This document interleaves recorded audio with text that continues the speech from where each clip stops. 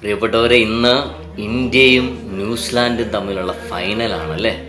ഈ കേരളം മുഴുവൻ, പ്രത്യേകിച്ച് ഭാരതവും ഈ ലോകം മുഴുവൻ ഇങ്ങനെ ഉറ്റുനോക്കിക്കൊണ്ടിരിക്കുകയാണ്. ആരാണ് ഇന്ന് വിൻ ചെയ്യുന്നത്, ആരാണ് വിജയിക്കുന്നത്? ഇന്ത്യ വിജയിക്കുമോ, ന്യൂസിലാൻഡ് വിജയിക്കുമോ? പ്രിയപ്പെട്ടവരെ, താഴെ കമൻറ്റ് ചെയ്യുക. ഇന്ത്യ വിജയിക്കുമെന്ന് ഉറപ്പുള്ളവർ താഴെ കമൻറ്റ് ചെയ്യുക. ഇന്ന് കർത്താവ് വിജയത്തെക്കുറിച്ചാണ് നമ്മളോട് സംസാരിക്കുന്നത് കേട്ടോ.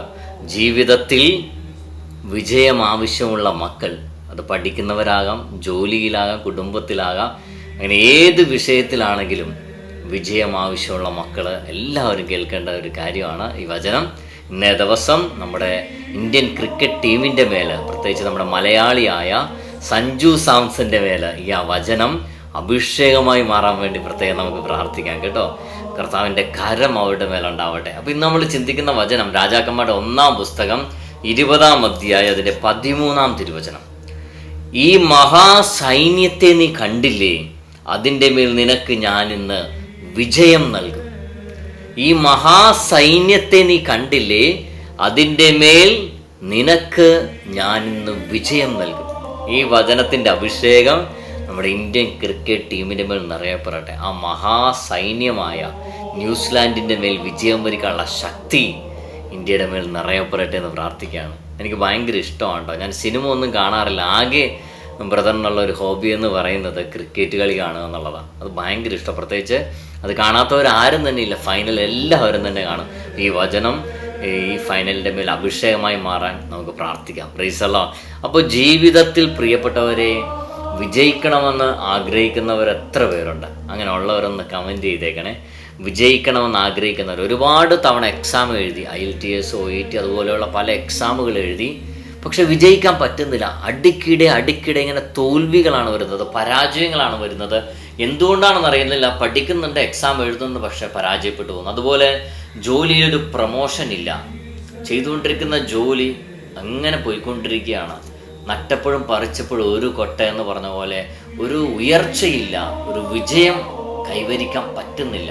അങ്ങനെ പല മേഖലകളിൽ പെട്ടിരിക്കുന്ന അനേകം ജീവിതങ്ങളോട് പരിശുദ്ധാത്മാവ് പറയുകയാണ്, നിങ്ങൾക്ക് വിജയിക്കാൻ കഴിയും, നിങ്ങൾക്ക് വിജയിക്കാൻ കഴിയും.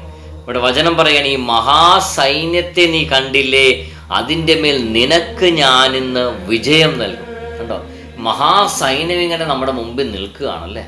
മഹാസൈന്യം ഇങ്ങനെ നിൽക്കുക. അതിൻ്റെ മുമ്പിൽ നമുക്കൊരിക്കലും നമ്മൾ വിചാരിച്ച വിജയം വരിക്കാൻ പറ്റില്ല.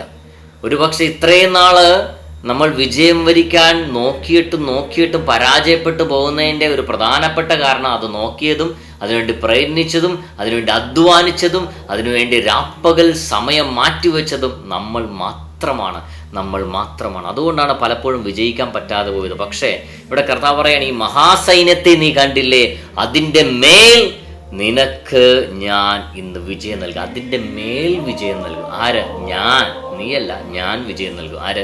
കർത്താവ് വിജയം നൽകും. അപ്പോൾ ഒരു കാര്യം മനസ്സിലാക്കണം, നമ്മൾ എവിടെ പോകുമ്പോഴും എൻ്റെ കഴിവ് കൊണ്ട്, എൻ്റെ ശക്തി കൊണ്ട്, എൻ്റെ ക്വാളിഫിക്കേഷൻ കൊണ്ട്, എൻ്റെ ഡിഗ്രി കൊണ്ട് ഞാനിത് ചെയ്തു, ഞാൻ വിജയിച്ചു, എൻ്റെ അറിവാണ്, എൻ്റെ പ്രയത്നമാണ്, എൻ്റെ ഹാർഡ് വർക്കാണ്, അതൊന്നുമല്ല.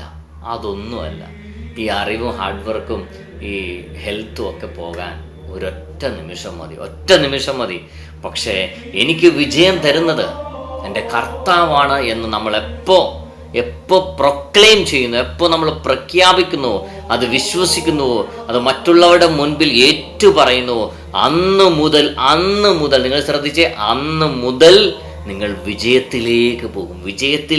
വിജയത്തിൻ്റെ പടികൾ നിങ്ങൾ കയറിയിറങ്ങും. Price the Lord. ഇതുവരെ പരാജയത്തിൻ്റെ പടികളിലൂടെയാണ് നിങ്ങൾ പോയിക്കൊണ്ടിരിക്കുന്നതെങ്കിൽ ഇനി മുതൽ വിജയത്തിൻ്റെ പടികൾ കയറാൻ നിങ്ങൾ കാത്തിരുന്നു. കാരണം നിങ്ങളുടെ ജീവിതത്തിൽ ഇടപെടുന്നത്, വിജയം നൽകുന്നത് കർത്താവാണ് എന്ന് നിങ്ങൾ വിശ്വസിക്കുന്നത് കൊണ്ട് തന്നെ, അല്ലാതെ വേറൊന്നുമല്ല. അങ്ങനെ നമ്മൾ വിശ്വസിക്കുമ്പോൾ പ്രിയപ്പെട്ടവരെ, നമ്മൾ വിജയിക്കും. അതായത് ഞാനല്ല, എൻ്റെ കർത്താവാണ് എനിക്ക് വിജയം തരുന്നത്.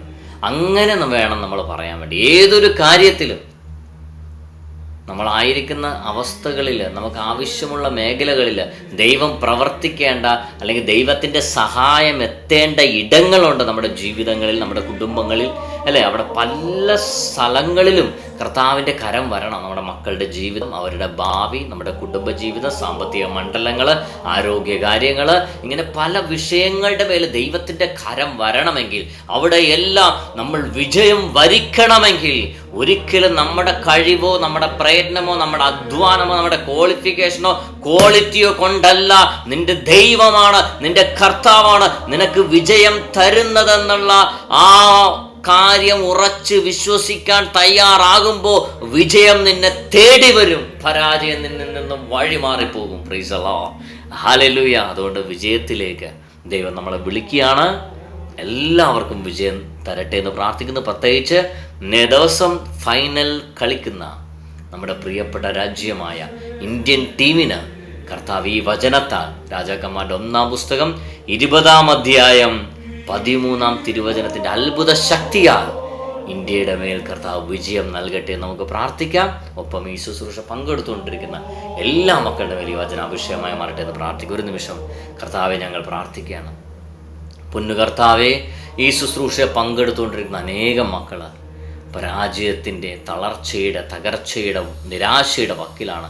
അവരുടെ ജീവിതങ്ങൾ അങ്ങ് ഇടപെടണമെന്ന് ആളുകളായും അധ്വാനിച്ചിട്ടും ഒന്നും ലഭിക്കാതെ, ഒരു ഉയർച്ചയില്ലാതെ പോകുന്ന അനേകം ജീവിതങ്ങളുടെ മേൽ അങ്ങയുടെ വിജയത്തിൻ്റെ കരം പതിപ്പിക്കണമേ. അതുമൂലം കർത്താവെ, തോൽവിയിൽ നിന്നും പരാജയത്തിൽ നിന്നും വലിയൊരു വിജയത്തിലേക്ക്, തകർച്ചകളിൽ നിന്ന് വലിയൊരു ഉയർച്ചയിലേക്ക് പ്രിയപ്പെട്ട ജനത്തെ അങ്ങ് നയിക്കണമെന്ന് പ്രാർത്ഥിക്കുന്നു. അങ്ങയുടെ സാന്നിധ്യവും അങ്ങയുടെ കൃപയും ഞങ്ങളുടെ മേൽ ഉണ്ടാവട്ടെ എന്ന് പ്രാർത്ഥിക്കുകയാണ്.